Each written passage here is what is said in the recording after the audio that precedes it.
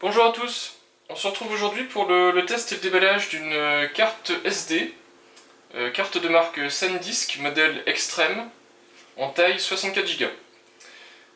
Voilà, j'ai choisi dans la section, donc vous pouvez avoir emballage traditionnel et emballage déballé sans s'énerver. Donc l'emballage traditionnel c'est l'emballage plastique SanDisk, de marque SanDisk.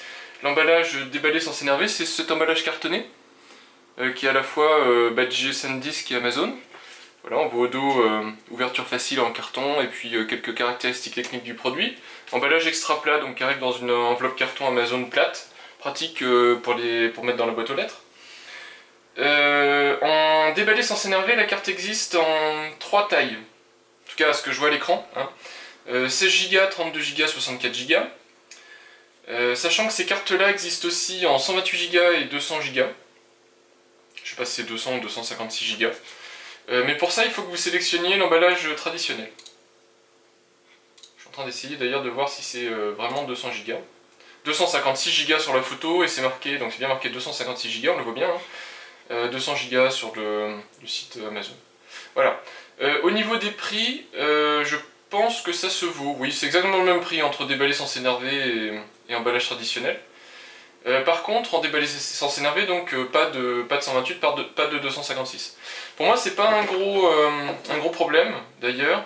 Je ne vous conseille pas d'acheter des cartes SD dont la taille dépasse les 64 Go. Sauf si vous avez des besoins très très spécifiques. Alors, je sais pas, des Raspberry, des choses comme ça. Bon, pourquoi pas.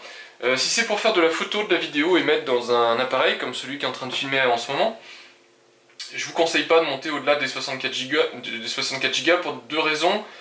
Enfin, pour même une raison principale, à part le prix, mais bon, le prix est linéaire avec la quantité enfin, le nombre de gigas de la carte. Donc a priori, bon, 128 Go coûte à peu près 2 fois plus cher que 64, donc encore c'est pas un gros problème.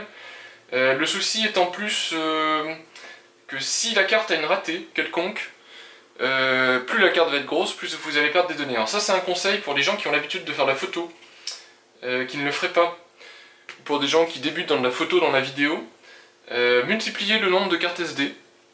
Vous ferez pas forcément des économies, hein, comme je le disais, éventuellement acheter une carte de 128, ça revient au même au niveau du prix qu'acheter deux de 64. Je pense pas que ce soit plus économique non plus, hein, quand on regarde les tarifs. Par contre, si vous avez une carte SD qui lâche, je sais pas, vous faites un voyage à l'étranger, bon, vous avez emmené votre carte SD de 128 ou de 256 Go, voilà, vous êtes en Afrique, vous photographiez, je sais pas, un lion, un truc comme ça, puis paf, votre carte SD lâche au bout de 2 jours de voyage, bah vous perdez tout ce que vous avez dessus si vous faites pas des sauvegardes régulières, etc. Vous êtes au mariage d'un ami, vous prenez des photos, voilà, si vous permutez pas régulièrement vos cartes SD pendant la journée, eh ben, il se peut que vous perdiez la journée de photos. C'est pour ça que je vous conseille de multiplier plusieurs cartes SD, et c'est pour ça que je vais avoir deux cartes SD 64 Go, une des raisons pour lesquelles je fais ce choix. Voilà, maintenant la carte SD 64 Go en elle-même que je vais déballer. Donc, ouverture facile, hein, comme je le disais, donc frustration free, c'est marqué dessus. Certifié là, par Amazon. Je l'ouvre, voilà. Et on voit que c'est fini, on s'embête pas avec des ciseaux, l'emballage est toujours un peu pénible quand c'est de l'emballage plastique, voilà. Donc, dans le carton, il y a très précisément, ça c'est standard chez SanDisk, vous avez toujours un petit, ah oui, il faudra que je cache le code, mais bon, je tiens pas trop, c'est pas très grave.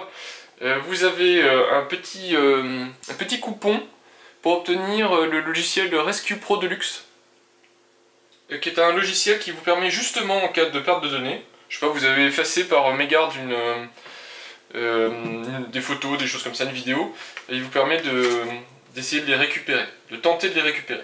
Je rappelle aussi, hein, c'est vrai avec les disques durs, si jamais vous faites des bêtises sur une carte SD, vous effacez par mégarde des données, vous n'écrivez plus dessus.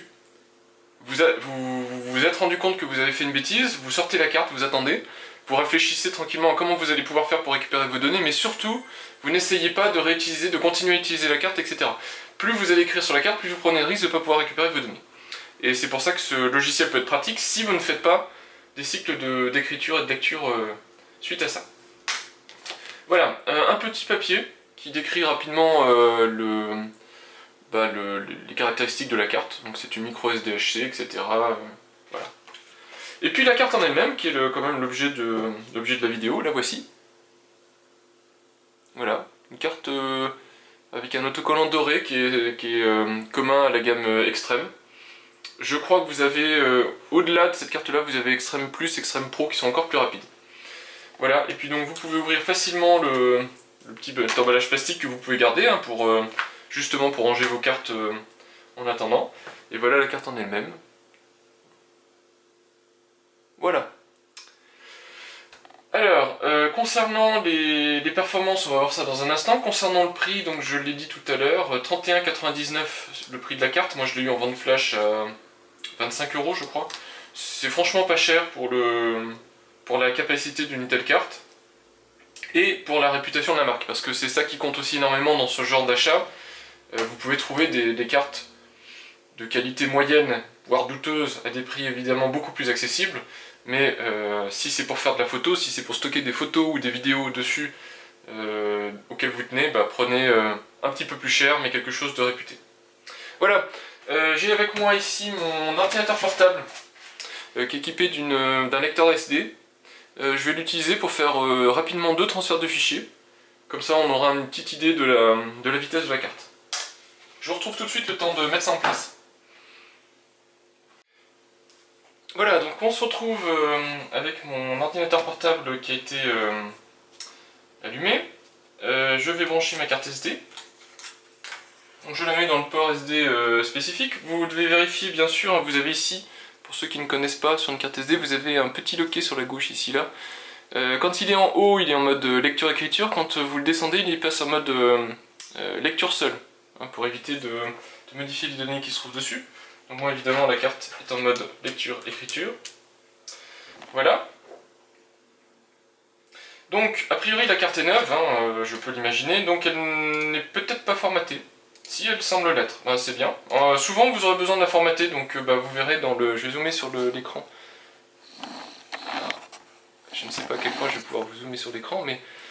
voilà, donc je pourrais faire directement une capture de l'écran, mais bon, on va faire quelque chose de rapide.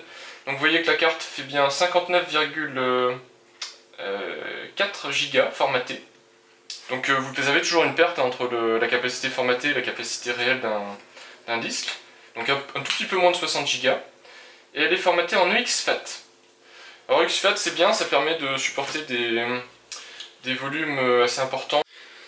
Donc on se retrouve, j'ai donc à droite la carte SD, à gauche mon disque dur, sur lequel, donc mon disque dur est un SSD, sur lequel j'ai un fichier qui fait 191 mégas, que je vais copier.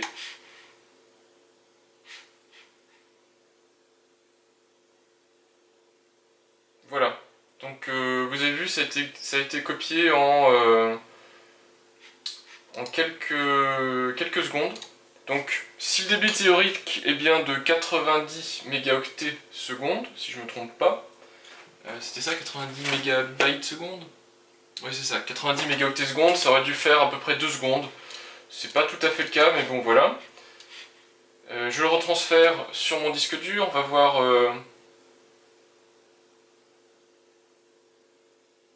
Ah oui, voilà, clairement, il y a un cache. Donc, on se retrouve, j'ai remis la carte SD SanDisk Extreme dans le lecteur, donc celle que j'ai achetée.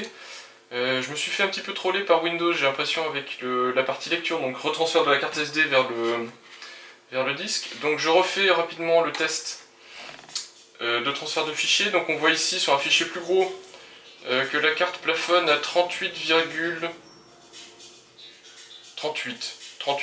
quelque chose, on va dire 38 à peu près. Voilà.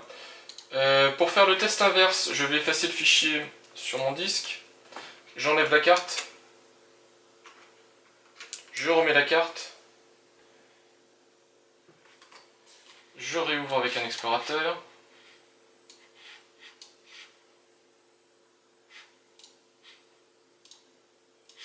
Et je transfère.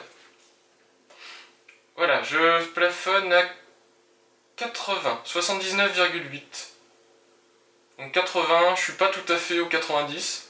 Mais bon, vous avez vu, hein, c'est un fichier vidéo de 550 mégas. Ça a été extrêmement rapide.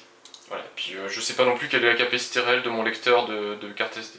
Donc la carte SD SanDisk 64 Go Extreme, elle tient ses promesses. Hein.